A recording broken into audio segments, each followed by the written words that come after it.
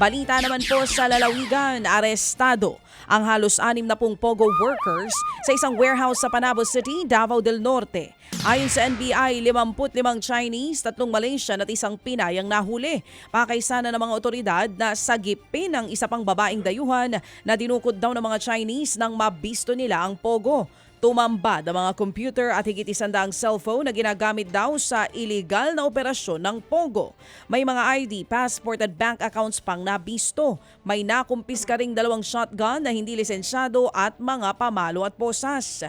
Inaalam na kung may torture bang nangyayari sa Pogo na 3 buwan na raw nag-ooperate. Iniimbestigahan din ang posibilidad na may 2 empleyado daw ng Panabo LGU ang protektor ng Pogo operation. Yun na, samantala pa rin po naman patuloy po ang pag-aalboruto ng Bulkan Canlaon at ayon sa PHIVOLCS, 14 na lindol ang naitala sa bulkan kahapon.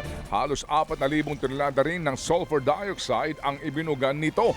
Nagbuga rin ito ng abo na tumagal ng 1 minuto. Natili po sa alert level 2 o increased unrest ang bulkan. Babala ng PHIVOLCS, posible pa rin daw magkaroon ng biglaang pagputok ng steam o phreatic explosion ang Canlaon. Kaya pinagbabawal pa rin ang pagpasok sa 4-kilometer permanent danger zone. Nangako naman po ang Philippine National Police o PNP ng hustisya para sa American vlogger na si Elliot Eastman na dinukot at pinatay ng mga armadong suspect sa Sibuco, Zamboanga del Sur. Ayon sa PNP, pinaiigting na nila ang paghahanap sa iba pang tinuturong suspect sa krimen. 3 persons of interest na ang napatay ng mga pulis sa engkwentro at 3 suspect din ang hawak nila kaugnay ng krimen. October 17 nang dukutin si Eastman mula sa kanyang bahay.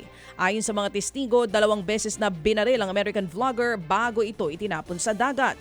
Hindi pa rin nahahanap ang bangkay ng Amerikano. 2 ang sugatan matapos nga po mahulog naman sa bangin ang sinasakay nilang truck sa Pintoyon, Southern Leyte. Pahirapan po ang pagsagip sa driver ng truck na naipit sa aksidente. Nagtutulong-tulong ang mga bumbero at rescuer para nga maalis ang biktima at mahatid sa ospital. Bago niyan, una rin pong na-rescue ang pahinante ng truck. At ayon sa mga otoridad, binabagtas po ng truck ang Liloan San Ricardo National Road nang mangyari aksidente. Nawalan na naman daw ng kontrol ang driver ng truck na naging sanhi ng pagkahulog nito sa bangin.